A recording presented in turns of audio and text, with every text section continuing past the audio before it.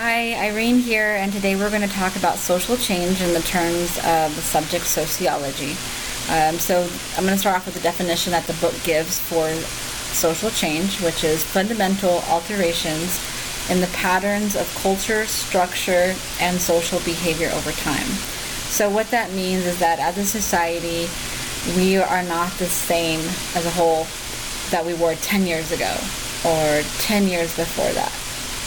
And there are 5 main sources that can contribute to social change, and that include physical environment, population, innovation, diffusion, and mass media. And so I'm going to be going over those and how social change has affected each one of those. So to begin, physical environment, climate change. I know we've all heard about it before, but it's very important to talk about it, especially when we're talking about social changes and physical environment, because we created these greenhouse gases. Greenhouse gases can include water vapor, carbon dioxide, methane, and other types of gases. Now, when the Industrial Revolution happened, we took everybody out from the fields and we put them into factories, and these factories create smoke and in turn create carbon dioxide.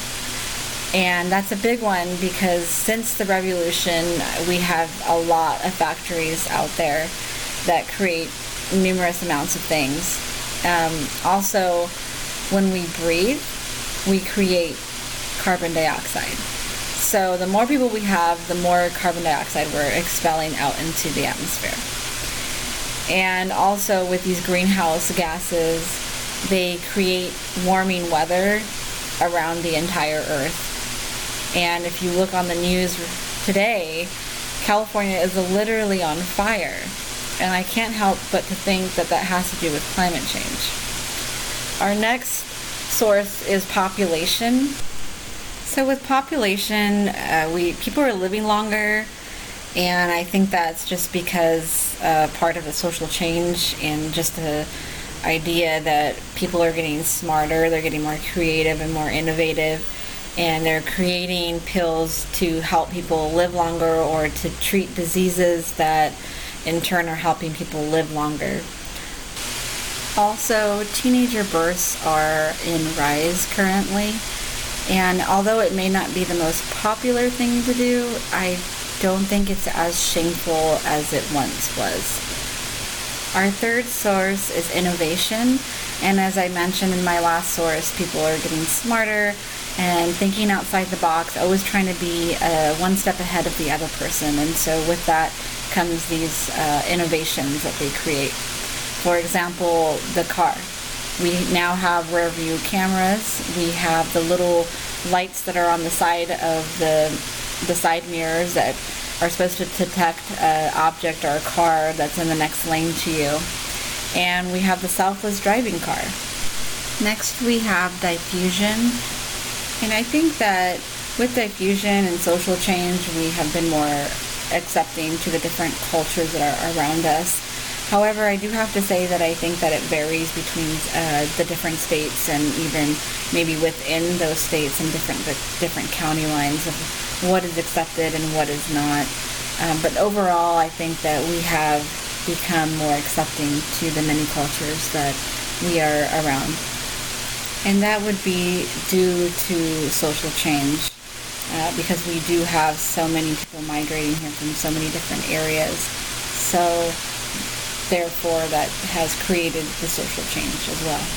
Our last source we have is mass media, and I think we can thank the millennials for that huge social change in social media, for example.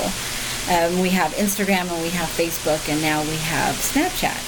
And it is to my understanding that instead of asking what's your phone number, it's hey, what's your Snapchat account? And that's just to gain contact, to be able to contact that person. So it's no longer via regular text, they are now texting via Snapchat. And so with that, that's a huge social change. Our next topic is information revolution. and how I think it changes society, and how do I feel it will change society in the future. Well, first of all, it changes society because, well, for example, I'm on a computer right now. I'm going to send this video to my professor, and that's how she's going to grade my work. So it's convenient, and however, I depend on this device, and so we become really dependent on computer devices.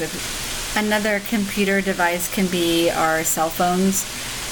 We've become so dependent on those as well that we don't even remember contact informations anymore.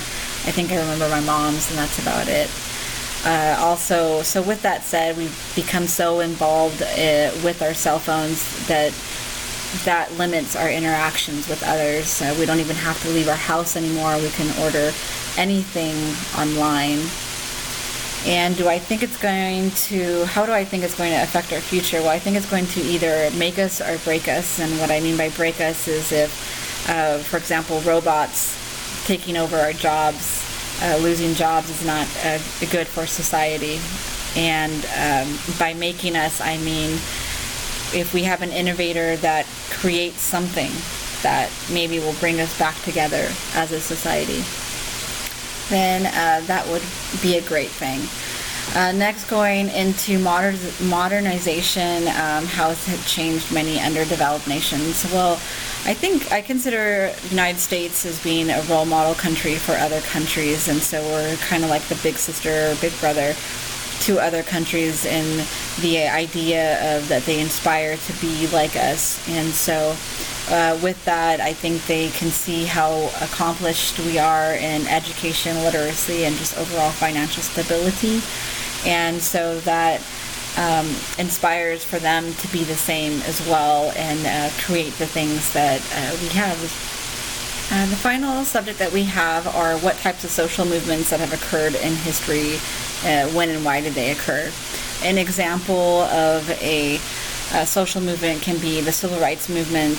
We remember that Martin Luther King was the leader of that movement. It can be considered a reform movement, which can be defined as pursue changes that will implement true existing value scheme more adequately. And this occurred in the late 1960s, and it was to hopefully end racial discrimination and to gain equal rights. Another example can be the resistance movement, and the definition for that type of movement would be for the purpose of instituting change, also block change, or to eliminate a previously instituted change. And a perfect example of that would be the Nazi Germany military. So Europe had secret armies attack the Germans once the East and West fronts started attacking. And that was started in 1942, ended in 1945, and they did that because it was morally and just ethically wrong.